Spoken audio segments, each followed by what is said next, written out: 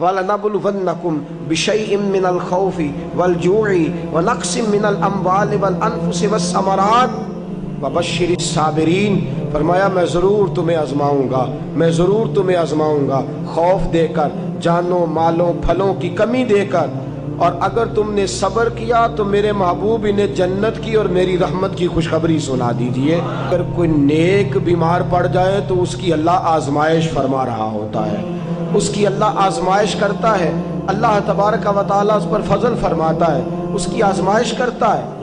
پھر ان مصیبتوں پر جو شخص صبر کرے، رب فرماتا ہے اگر میری رضا پہ راضی ہو گیا تو ان اللہ مع الصابرین، باقی نیکیوں پر میں ثواب دیتا ہوں، اور جو کوئی صبر کرتا ہے رب فرماتا ہے میں اس کا بن جایا کرتا ہوں، صبر کرنے والوں کے ساتھ ہو جاتا ہوں۔ اور جب اللہ آزمائش ڈالتا ہے نا تو جو کام سیدھے ہوتے ہیں وہ بھی الٹے ہونے شروع ہو جاتے ہیں۔ جب خدا کی طرف سے وَلَنَبْلُوَنَّكُمْ بِشَيْءٍ مِّنَ الْخَوْفِ وَالْجُوعِ وَنَقْصٍ مِّنَ الْأَمْوَالِ وَالْأَنفُسِ وَالثَّمَرَاتِ، جب اللہ کی طرف سے آزمائش آتی ہے، جب انسان پر اللہ کی طرف سے کوئی چیز نازل ہوتی ہے، آپ سونے کو ہاتھ رکھتے ہیں تو مٹی ہو جاتی ہے، آپ کسی طرف بھی، بہت سے دوست آ کے کہتے ہیں جی قدم آگے اٹھاتا ہوں جاتا پیچھے ہے، کیا کروں؟ تو میں اکثر عرض کرتا ہوں کہ تھوڑے دن قدم اٹھانا ہی چھوڑ دیں۔ کیا کریں؟ بیٹھ کے اللہ اللہ کریں، صبر کریں، دعا کریں۔ کچھ وقت انسان پر ایسا ہوتا ہے، تِلْكَ الْأَيَّامُ نُدَاوِلُهَا بَيْنَ النَّاسِ، جو اللہ نے انسان کے دن بدل کے رکھنے ہوتے ہیں، کچھ وقت ایسا ہو، پھر ایک وقت آتا ہے کہ وہی انسان مٹی میں ہاتھ رکھتا ہے تو اللہ اسے سونا بنا دیتا ہے۔ رب آزمائش کرتا ہے، رب آزماتا ہے۔ جو لوگ مصیبتوں پر صبر کرتے ہیں، جو لوگ مصیبتوں پر صبر کرتے ہیں، سید عالم نور مجسم شفیع معظم صلی اللہ تعالی علیہ وسلم نے فرمایا، رب فرماتا ہے ایک بندہ اللہ کی بارگاہ میں کھڑا ہوا، قیامت کا دن ہے، فرشتے نامہ اعمال کھولنے لگے۔ اللہ نے فرمایا فرشتوں تمہیں پتہ ہے میں نے اسے دنیا میں بڑے دکھ دیے تھے، اس پر بڑی آزمائشیں آئی تھیں، اس نے زندگی بڑی تکلیف میں گزاری تھی، تمہیں خبر ہے؟ یا اللہ ہم جانتے ہیں، بڑا صابر ہے، بڑا صابر ہے، اس نے صبر کے ساتھ وقت گزارا، صبر کے ساتھ اپنے اوقات کو طے کیا۔ رب فرماتا ہے جو اتنا صبر کرے میں اس کا نامہ اعمال ٹٹولوں، اس کا نامہ اعمال کھولتے ہوئے مجھے شرم آ رہی ہے، سارا کچھ لپیٹ دو اور بغیر حساب کتاب اسے جنت میں داخل کر دو۔ یہ صبر کرنے والا ہے، یہ صبر کرنے والا ہے۔ بڑی خوبصورت حدیث، بڑی، بخاری شریف میں موجود ہے۔ بخاری شریف کی یہ حدیث ایسی ہے جسے میں جب بھی پڑھتا ہوں میں چوم لیتا ہوں۔ حدیث کیا ہے؟ رسول کریم صلی اللہ تعالی علیہ وسلم نے فرمایا، رب فرماتا ہے ایک بندہ ہے، اس کو میں نے آنکھیں نہیں دی، اس کو میں نے آنکھیں نہیں دی، اندھا ہے، پیدائشی اندھا ہے یا بعد میں کسی وجہ سے ہو گیا، اس کے پاس آنکھیں نہیں، لیکن اس نے زندگی بھر صبر کیا، اس نے زندگی بھر صبر کیا۔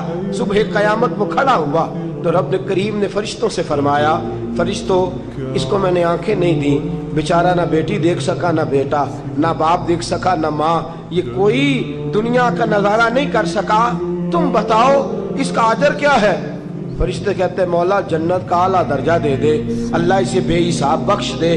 رب فرماتے اس نے ساری زندگی بغیر آنکھوں کے صبر کیا ہے، اسے صرف جنت نہیں ملے گی بلکہ آج اسے اس کا رب اپنا دیدار بھی کرائے گا۔ فرمایا قیامت میں لوگ جنت کے نظارے کریں گے اور یہ اللہ کا دیدار کرے گا، اس کو رب کریم کے جلوے دکھائے جائیں گے، اس لیے کہ یہ صابر رہا۔ اور میرے اعلیٰ حضرت فاضل بریلوی رحمۃ اللہ علیہ فرماتے ہیں جو صابر ہوتا ہے نا، توجہ ہے آپ کی، میری بات کی سمجھ آ رہی ہے؟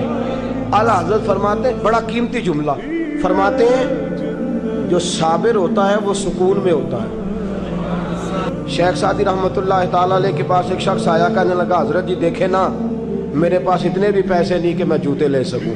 وہ فرمایا صبر کر اللہ دے گا۔ کہنے لگا جی صبر ہی کیا ساری عمر، اس نے جوتے لینے کے برابر بھی پیسے نہیں دیے، ننگے پاؤں پھر رہا ہوں۔ شیخ سعدی رحمۃ اللہ تعالیٰ علیہ نے اس کا بازو تھاما، ایک گھر میں لے گئے، دروازے پہ دستک دی، گھر کا مالک باہر آیا، اس نے دونوں طرف بیساکھیاں پکڑی ہوئی ہیں، ٹانگیں تو ہیں پر پیر ہی کوئی نہیں۔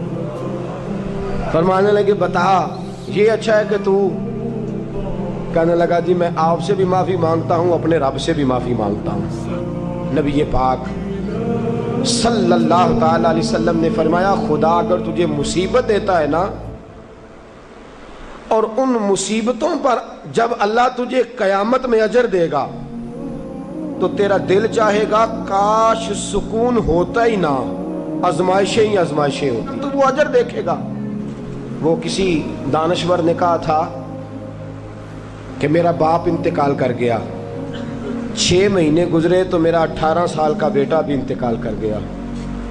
کہنے لگے میں نے اپنے 80 سال کے باپ کا جنازہ اٹھایا تو میری کمر نہیں جھکی، لیکن جب 18 سال کے بیٹے کا جنازہ اٹھانے لگا تو میری کمر جھک گئی، اور رو کے کہنے لگا لوگوں باپ کا جنازہ پڑھنا آسان ہے، دعا کرو کسی کو بیٹے کا جنازہ نہ پڑھنا پڑ جائے، بڑا مشکل کام ہے، بڑا کٹھن مرحلہ ہے۔ حضرت ابو ہریرہ رضی اللہ تعالیٰ عنہ فرماتے ہیں اللہ کے محبوب صلی اللہ تعالیٰ علیہ وآلہ وسلم کے صاحبزادے جناب ابراہیم علیہ السلام فرماتے ہیں حضور کے صاحبزادے آپ رات کو جب ان کی ولادت ہوئی تو نبی کریم علیہ السلام ہمارے درمیان آئے۔ جاگیے ذرا غور فرمائیے گا بات پہ۔ سید عالم صلی اللہ علیہ وسلم تشریف لائے اور ہم نے حضور کے چہرے کو چمکتے دیکھا۔ ہم نے کہا یا رسول اللہ موڈ مبارک بڑا اچھا ہے، حضور کوئی خیر کی خبر ہے؟ فرمایا مجھے مبارک دو، اللہ نے مجھے بیٹا عطا فرمایا ہے۔ فرماتے ہیں اگلے ہی دن، ایک روایت ہے کچھ عرصے کے بعد، ایک روایت ہے اگلے ہی دن ظہر کے بعد میرے محبوب نے پیار کرنے کے لیے بیٹا اٹھایا اور صاحبزادے کی سانسیں اکھڑنے لگی۔ رسول پاک کے صاحبزادے نبی پاک کے مقدس ہاتھوں میں سانسیں اکھڑ رہی ہیں، حضور کے دست مبارک میں صاحبزادے نے وصال کر دیا۔ آنکھیں بند کی تو نبی کریم کی مقدس آنکھوں میں آنسو آئے۔ رات خوشی تھی، رات حضور مبارکیں وصول کر رہے تھے، رات مسکرا رہے تھے، ایک ہی تو رات گزری ہے، 24 ہی تو گھنٹے ہوئے ہیں، آنکھوں میں آنسو بھر آئے ہیں۔ حضرت عبداللہ ابن عمر رضی اللہ تعالیٰ عنہ عرض کرتے ہیں یا رسول اللہ آپ رو رہے ہیں؟ حضور صاحبزادے کا انتقال ہوا تو رو رہے ہیں؟ نبی رحمت صلی اللہ تعالیٰ علیہ وسلم نے فرمایا عبداللہ دل میرا غمزدہ ہے، آنکھوں میں آنسو ہیں، پر میں اپنی زبان سے وہی جملے کہوں گا جس سے میرا اللہ راضی ہوگا، میں کوئی بے صبری والی بات نہیں کروں گا۔ اور یاد رکھیے مصیبتیں اللہ کے پیاروں پر